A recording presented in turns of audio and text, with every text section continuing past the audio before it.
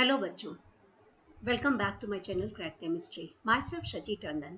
आज मैं आप सभी के सामने क्लास 12 का टॉपिक लेकर के आई हूँ। इस टॉपिक का नाम है सॉल्यूशंस पार्ट 4। इस चैप्टर के पार्ट 1, पार्ट 2 एंड पार्ट 3 आपको आई बटन में मिल जाएंगे।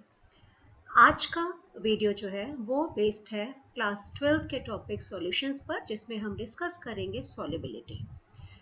बच्चों, इस वीडियो को स्टार्ट करने से पहले मैं आप सभी से एक इन्फॉर्मेशन देना चाहूँगी कि अगर आपने इस चैनल को सब्सक्राइब नहीं किया है तो आप इसको सब्सक्राइब कर लीजिए, अपने दोस्तों के साथ शेयर कीजिए और अगर आपको वीडियो पसंद आता है तो इसको लाइक ज़रूर कीजिए। तो अब हम देखेंगे कि आज हमें क्या पढ़ना है। बच्चों, आज हम देखने जा रहे हैं इस चैप्टर में टॉपिक्स। पहला टॉपिक होगा हमारा solubility.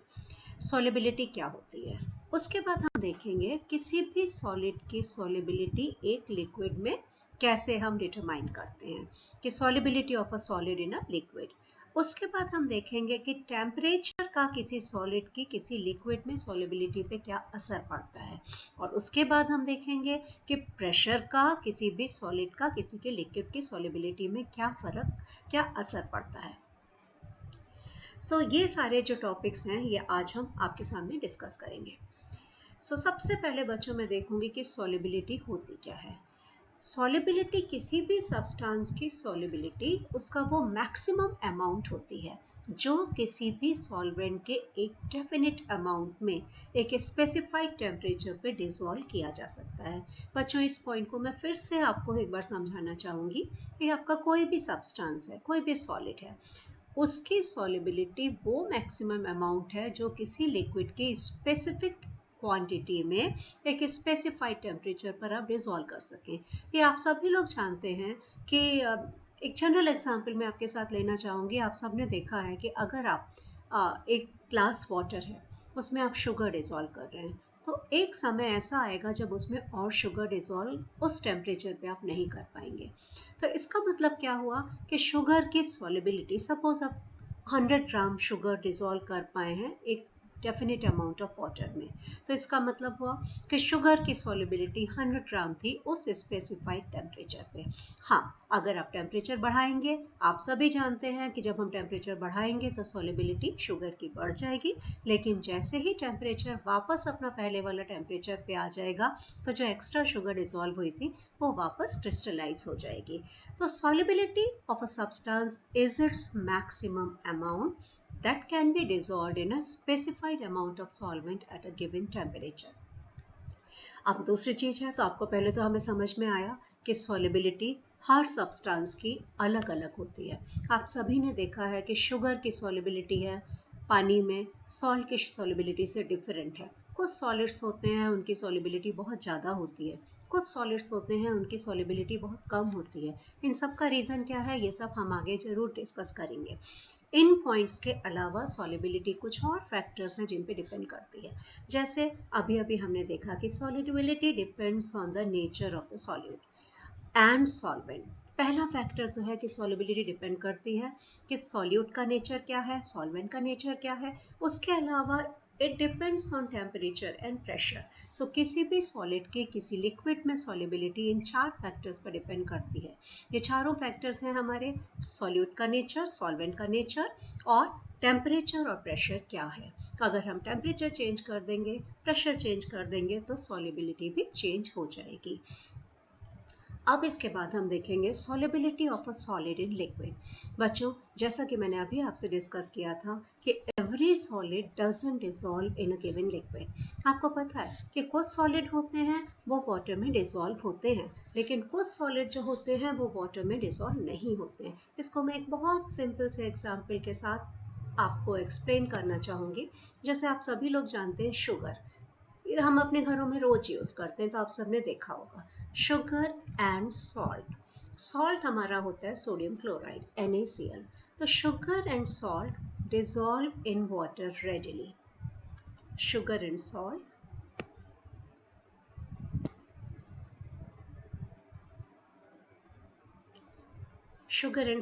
dissolve in water readily.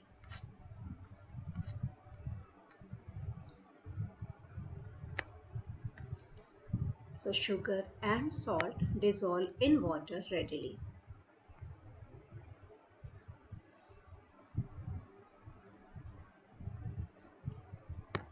but naphthalene and anthracene don't.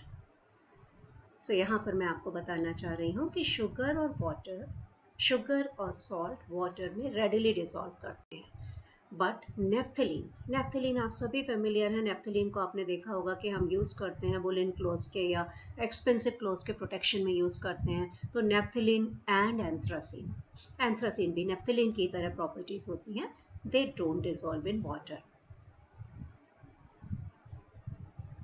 सो इसका मतलब क्या हुआ कि सॉल्युबिलिटी डिपेंड करती है नेचर ऑफ सब्सटेंस पर, नेचर ऑफ सॉल्यूट पे, और साथ साथ डिपेंड करती है नेचर ऑफ सॉल्वेंट पर भी।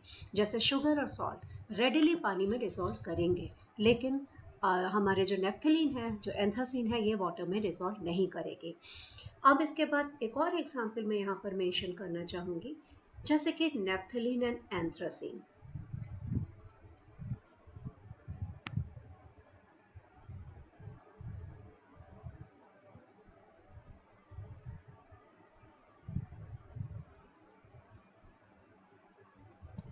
Naphthalene and anthracene, they dissolve in benzene readily.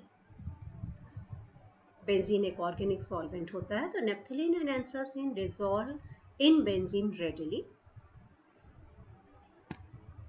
But sugar and sodium chloride, sugar and salt don't. So ये पॉइंट आपको क्लियर हो गया होगा कि जो सॉल्युबिलिटी है ये डिपेंड करती है नेचर ऑफ सॉल्यूट पे, नेचर ऑफ सॉल्वेंट दोनों पर ही। जैसे कि शुगर और सॉल्ट बहुत आसानी से बहुत जल्दी वाटर में डिसॉल्व कर जाते हैं, लेकिन नेफ्थलीन और एंथ्रासीन वाटर में डिसॉल्व नहीं करते हैं। उसके अलावा हमने देखा कि नेफ्थलीन एंड एंथ्रासीन है ये बेंजीन में डिसॉल्व होते हैं, लेकिन ये शुगर और सॉल्ट जो है ये बेंजीन में डिसॉल्व नहीं होते हैं। तो हमारा पहला पॉइंट हो गया कि भाई sugar and salt they dissolve readily in water. अब उसके बाद हम देखेंगे, इट वाज ऑब्जर्व दैट जितने भी हमारे पोलर सॉल्यूट्स होते हैं वो डिसॉल्व हो जाते हैं पोलर सॉल्वेंट में। भाई सीधे से हम कह सकते हैं कि आप उन्हीं लोगों के साथ बैठना पसंद करते हो जिनकी आपके साथ बनती है। इसको मैं एक सिंपल से एग्जांपल के साथ आपको बताना चाहूँगी। जिन लोगों से आपकी बनती है आप पसंद करते हो उनके साथ रहना, जिनके साथ आपकी नहीं बनती है आप उनसे दूर रहते हो। इसी तरह हम कह सकते हैं कि पोलर सॉल्यूट्स जो हैं they dissolve in polar solvent, and non polar solute they dissolve in non polar solvent. बच्चों पोलर सॉल्यूट्स आप मुझे लगता है जानते होंगे, फिर भी मैं यहाँ पर जरूर मेंशन करना चाहूँगी कि पोलर सॉल्यूट्स वो सॉल्यूट्स होते हैं जिनमें अपोजिट चार्जेस प्रेजेंट होते हैं। So polar solutes they have charge, polar solutes they have charge in them, and non-polar solutes they don't have charge. So polar solutes have charge separation, opposite charges they have a charge separation, उसमें plus charge present होगा और minus charge, दोनों charges present होंगे, वो एक dipole की तरह काम करते हैं। And non polar solutes they don't have any charge separation. So हमारा प्रिंसिपल क्या है सॉल्युबिलिटी का कि पोलर सॉल्यूट्स जो हैं वो डिसॉल्व करते हैं पोलर सॉल्वेंट में, और नॉन पोलर सॉल्यूट्स हैं वो डिसॉल्व करते हैं नॉन पोलर सॉल्वेंट में। और हम जनरल में हम ये कह सकते हैं कि कोई सॉल्यूट किसी सॉल्वेंट में डिसॉल्व तभी होगा जब सॉल्यूट के इंटरमॉलिक्यूलर इंटरेक्शन और सॉल्वेंट के इंटरमॉलिक्यूलर इंटरेक्शन दोनों का नेचर सिमिलर है, दोनों का नेचर सेम है, और सिंपली हम कह सकते हैं लाइक डिसॉल्व्स लाइक। तो बच्चों ये हमारा जो है सॉल्युबिलिटी का प्रिंसिपल है, इसको मैं यहाँ पर बता देती हूँ कि like dissolves like. Like dissolves like का हमारा यहाँ पर मतलब है कि पोलर सॉल्यूट जो है वो सॉल्युबल है पोलर सॉल्वेंट में, और नॉन पोलर सॉल्यूट है वो सॉल्युबल है नॉन पोलर सॉल्वेंट में। सो यहाँ पर दो चीज़ें होती हैं। अगर हमारा कोई पोलर सॉल्यूट है जिसके पास चार्ज सेपरेशन है, पोलर सॉल्यूट का एक एग्जांपल मैं यहाँ पर लेना चाहूँगी, जैसे कि सोडियम क्लोराइड है, इसमें चार्ज सेपरेशन है, सोडियम आयन है, क्लोराइड आयन है, इसको हम डिसॉल्व करेंगे वाटर में। वाटर पे एक पोलर सॉल्वेंट होता है जिसमें होता है H+ and OH-। So polar compound जैसे सोडियम क्लोराइड है, ये एक आयोनिक कंपाउंड है, इसमें सोडियम आयन होता है, क्लोराइड आयन होता है, it dissolves readily in water. But हमारा कोई नॉन पोलर सॉल्यूट होगा वो सॉल्युबल होगा नॉन पोलर सॉल्वेंट में ही। नॉन पोलर सॉल्यूट अभी अभी हमने एक एग्जाम्पल लिया था, जैसे मैं ले लेती हूँ यहाँ पर नेप्थलीन। एक और एग्जाम्पल हमने लिया था एंथ्रासीन। सो नेप्थलीन और anthracene they will dissolve in a non polar solvent, जैसे कि benzene. So dissolves in naphthalene, dissolves in benzene. And यहाँ पर हम लिख सकते हैं sodium chloride dissolves in water. Sodium chloride dissolves in water. Sodium chloride dissolves in water. So ये point आपको अच्छे से समझ में आ गया होगा बच्चों। ये हमारा जो चैप्टर है ये एक इम्पॉर्टेंट चैप्टर है क्लास 12 के हिसाब से, और आपके जितने भी कॉम्पिटिटिव एग्जाम्स हैं उनके हिसाब से बहुत इंपॉर्टेंट है। और अगर आप थ्योरी पार्ट में अच्छे से आपको क्लियर हो गया है तो न्यूमेरिकल सॉल्व करना आपके लिए मिनटों का खेल हो जाएगा। बहुत आसानी से आप कोई भी कठिन से कठिन न्यूमेरिकल सॉल्व कर सकते हैं if the concept of theory is clear to you. So अब इसको समझाने के बाद हम देखते हैं कि हमारा नेक्स्ट टॉपिक क्या है। बच्चों नेक्स्ट टॉपिक हम देखेंगे, यहाँ पर आप सभी ने अपने जनरल एक्सपीरियंस से देखा होगा कि when a solid solute is added to the solvent. आप सभी ने देखा है जब आप शुगर को पानी में डिजोल्व करते हैं, सम ऑफ द सॉल्यूट डिजोल्व्स, थोड़ा शुगर जो होता है वो डिजोल्व कर जाता है, और उससे क्या होगा, शुगर का कंसंट्रेशन सॉल्यूशन में बढ़ेगा। शुरुआत में आपने शुगर लिया और आपने पानी लिया, वाटर लिया, जो कि एक सॉल्वेंट था। अब जब आपने शुगर को सॉल्वेंट में मिलाया, आपका सॉल्यूशन बन गया। इनिशियली शुगर का सॉल्यूशन, शुगर का कंसंट्रेशन सॉल्यूशन में बढ़ता जाएगा। This process is known as dissolution. जब शुगर पानी में डिसॉल्व हो रही है, इस प्रोसेस को हमने बोला डिसोल्यूशन। अब उसके बाद क्या होगा, कुछ सॉल्यूट पार्टिकल जो कि प्रेजेंट था सॉल्यूशन में, अभी अभी हमने देखा जब डिसोल्यूशन हुआ, डिसोल्यूशन होने से कुछ शुगर हमारा सॉल्यूशन में पहुंच गया, डिसॉल्व हो गया, तो वो शुगर जो सॉल्यूशन में प्रेजेंट थे, वो sugar particles, they will collide with the solid solute particles। तो सम सॉलिड पार्टिकल जो हमारा सॉल्यूशन में था, वो सॉलिड सॉल्यूट पार्टिकल से जो डिसॉल्व नहीं हुए थे उनसे कोलाइड करेंगे और दे will separate out of the solution। इस पॉइंट को मैं फिर से समझाना चाहूंगी। अभी अभी हमने पिछली स्लाइड में देखा था कि जब हम शुगर को पानी में डिसॉल्व करते हैं तो कुछ शुगर हमारा पानी में डिसॉल्व हो जाता है, इस प्रोसेस को बोलते हैं डिसोल्यूशन। अब क्या हुआ, जो शुगर पानी में डिसॉल्व हो गई थी, वो शुगर के पार्टिकल्स स्ट्राइक करेंगे, कोलाइड करेंगे सॉलिड सॉल्यूट पार्टिकल से जो पानी में डिसॉल्व नहीं हुए थे, और स्ट्राइक करने के बाद, कोलाइड करने के बाद वो वापस सॉल्यूशन से सेपरेट आउट हो जाएंगे, and this process is known as crystallization. इस प्रोसेस को हम बोलेंगे क्रिस्टलाइजेशन। तो बच्चों हमने देखा हमारी दो प्रोसेसेस चल रही हैं। एक प्रोसेस थी हमारी डिसोल्यूशन, दूसरी प्रोसेस हुई हमारी क्रिस्टलाइजेशन। सो एक स्टेज हमारी ऐसी आ जाती है जब दोनों प्रोसेसेस एक सेम रेट पर चलती हैं। तो यहाँ पर मैं लिख दूंगी कि रेट ऑफ डिसोल्यूशन, एक स्टेज ऐसी आई जब रेट ऑफ डिसोल्यूशन मतलब जितना सॉल्यूट सॉल्वेंट सॉल्यूशन में जा रहा है, so rate of dissolution becomes equal to rate of crystallization. The rate of dissolution becomes equal to rate of crystallization. So, जैसा मैंने बताया बच्चों, एक स्टेज ऐसी आती है जब जितना सॉल्यूट, जितनी शुगर पानी में जा रही है, उतना ही शुगर पानी से बाहर आ जाता है, सॉलिडिफाई हो जाता है। सो इस कंडीशन में जो सॉलिड पार्टिकल्स होते हैं, जितने सॉल्यूशन में जाएंगे ठीक उतने ही सॉलिड पार्टिकल सॉल्यूशन से सेपरेट आउट हो जाएंगे, and a stage of dynamic equilibrium is reached. इस स्टेज को हम बोलते हैं डायनामिक इक्विलिब्रियम। और डायनामिक इक्विलिब्रियम में क्या हो जाएगा कि सॉल्यूट का कंसंट्रेशन सॉल्यूशन में कांस्टेंट रहेगा। जैसा मैंने बताया, कांस्टेंट इसलिए रहेगा कि जितना शुगर पानी में डिसॉल्व हो रहा है, ठीक उतना ही शुगर पानी से वापस क्रिस्टलाइज हो जा रहा है, सेपरेट आउट हो जा रहा है। तो इस वजह से क्या होगा, सोल्यूट का अमाउंट सॉल्यूशन में कांस्टेंट हो जाएगा under the given conditions of temperature and pressure. यहाँ बहुत इंपॉर्टेंट पॉइंट ये है कि टेम्परेचर और प्रेशर की कंडीशन हमारी सेम रहनी चाहिए। अगर आप टेम्परेचर और प्रेशर चेंज करोगे तो डेफिनेटली सॉल्युबिलिटी चेंज होगी। कैसे, उसको हम अभी और डिटेल में डिस्कस करेंगे। तो बच्चों यहाँ पर हमने जो जो पॉइंट्स देखे मैं आपके साथ डिस्कस करना चाहूँगी जल्दी से। हमने देखा कि आप किसी भी सॉलिड को, सपोज शुगर है, उसको आप वाटर में डिसॉल्व करेंगे तो शुरुआत में कुछ शुगर पानी में डिसॉल्व हो जाएगा और एक शुगर का सॉल्यूशन मिलेगा।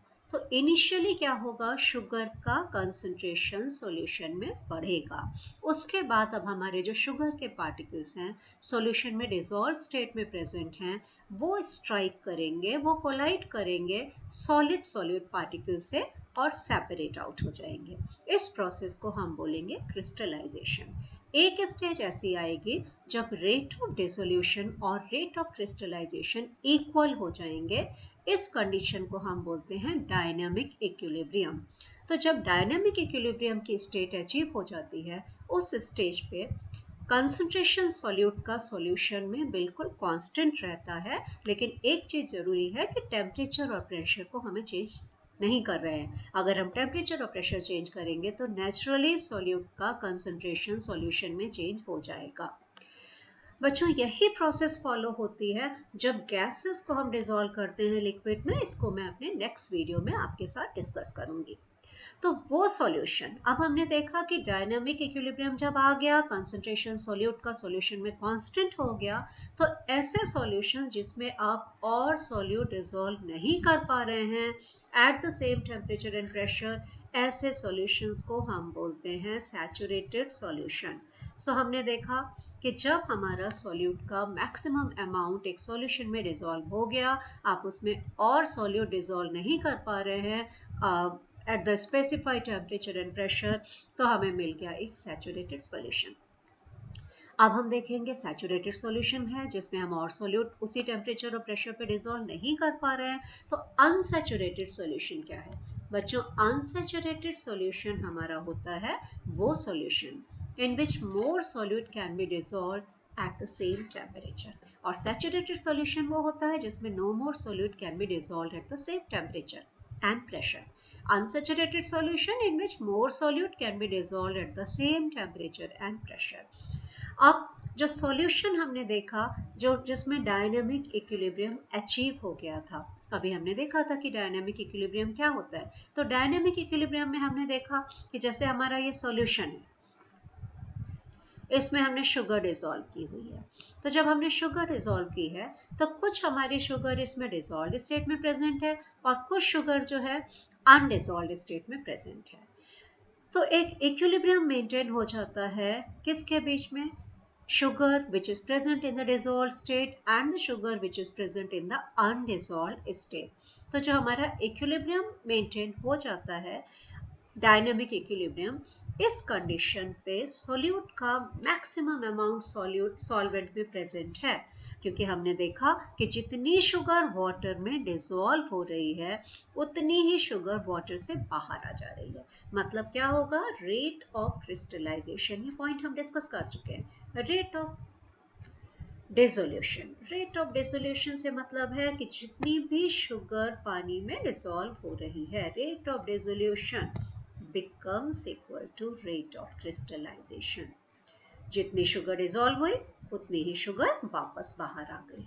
तो इससे क्या होगा? डायनामिक इक्विलिब्रियम बन गया। जब डायनामिक इक्विलिब्रियम बन गया तो शुगर का कंसंट्रेशन सॉल्यूशन में कांस्टेंट हो गया। इसका मतलब क्या हुआ? जितने भी हमारे सैचुरेटेड सॉल्यूशन होते हैं उसमें किसी सॉल्यूट का मैक्सिमम अमाउंट डिसॉल्व होता है। ये पॉइंट मैंने अभी आपसे डिस्कस किया था। इसका मतलब क्या हुआ? किसी भी सैचुरेटेड सॉल्यूशन में किसी सॉल्यूट का कंसंट्रेशन ही उसकी सॉल्युबिलिटी कहलाता है। ये बहुत आसानी से सिंपल सी लैंग्वेज में आपको मैंने ये पॉइंट समझा दिया कि किसी भी सैचुरेटेड सॉल्यूशन में सॉल्यूट का कंसंट्रेशन मैक्सिमम हो जाता है। अब आप उस टेम्परेचर और प्रेशर पे और शुगर उसमें और सॉल्यूट उसमें डिसॉल्व नहीं कर पाएंगे।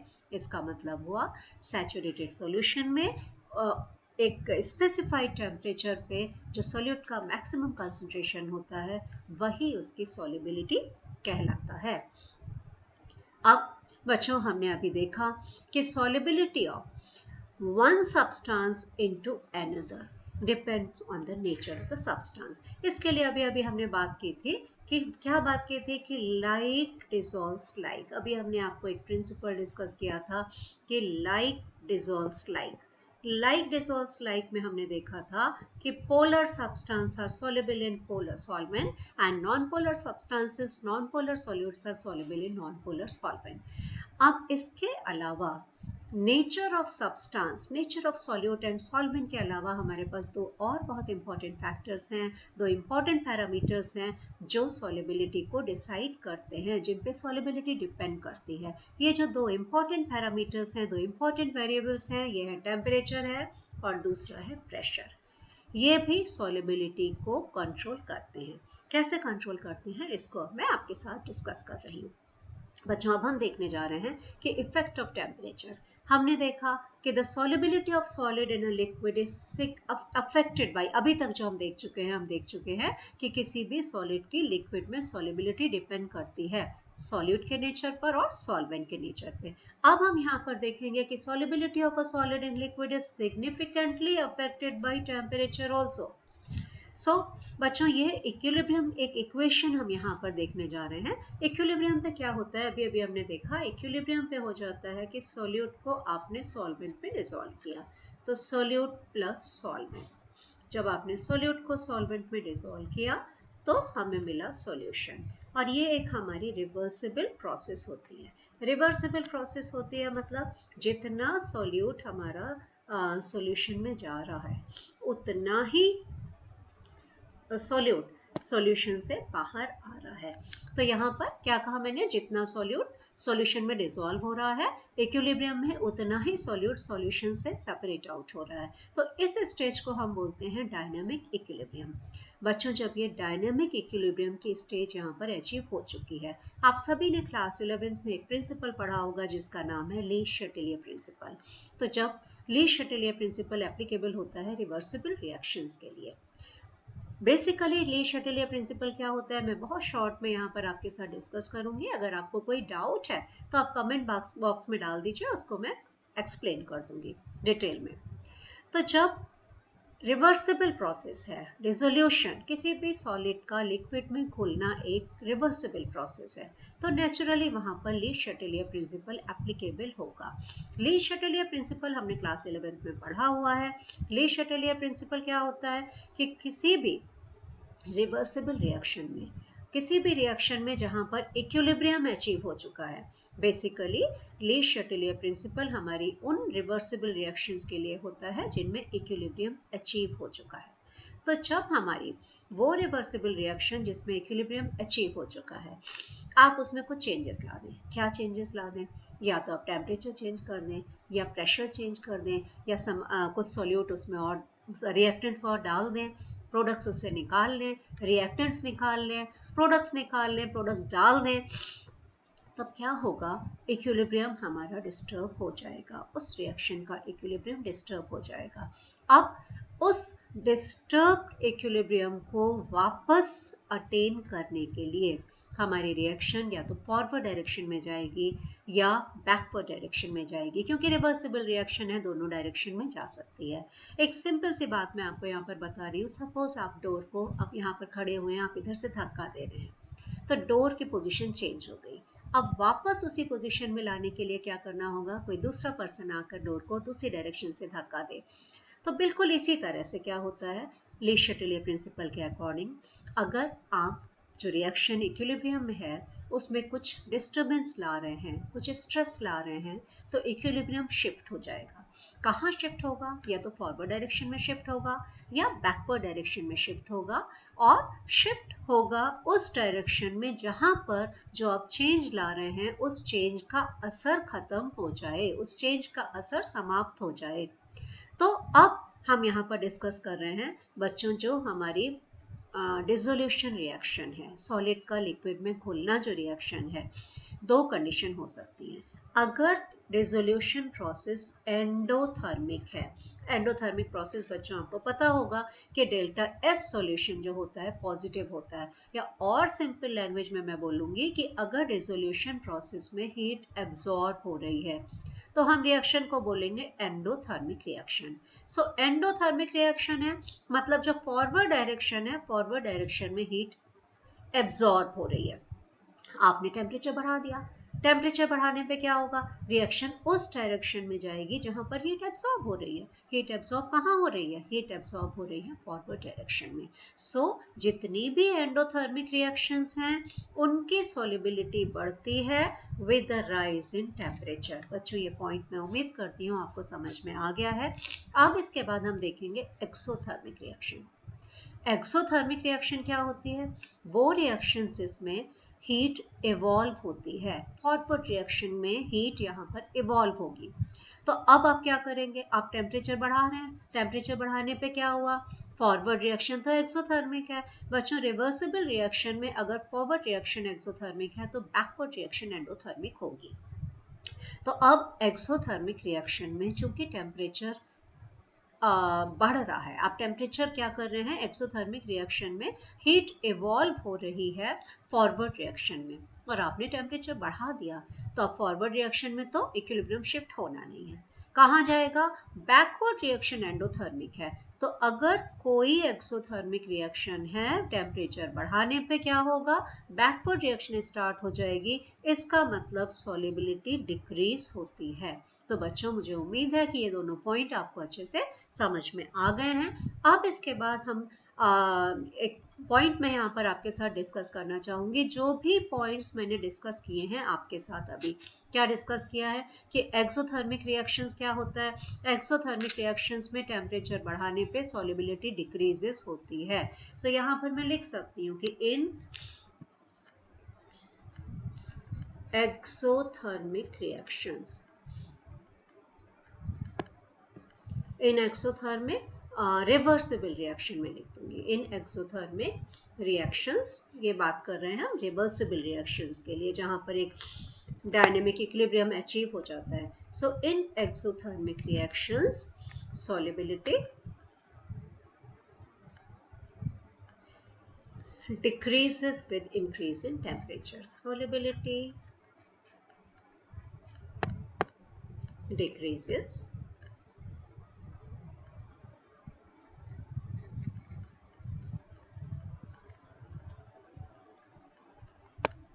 with increase in temperature.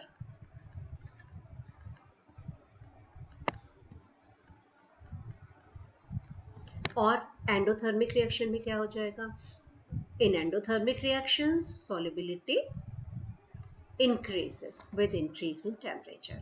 So in endothermic reactions या for endothermic reactions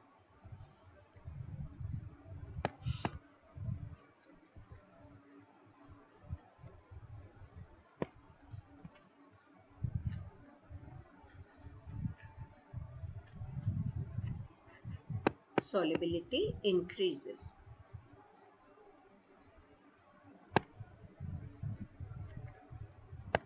with increase in temperature. So ये पॉइंट्स आपको दोनों पॉइंट समझ में आ गए होंगे। तो ये जितने भी पॉइंट्स हैं जो मैंने बताया कि एक्सोथर्मिक रिएक्शंस में टेम्परेचर बढ़ाने पर सॉल्युबिलिटी कम होती है और एंडोथर्मिक रिएक्शंस में टेम्परेचर बढ़ाने पे सॉल्युबिलिटी बढ़ती है। बेटा ये सारे पॉइंट्स जो हैं एक्सपेरिमेंटली ऑब्जर्व किए गए हैं।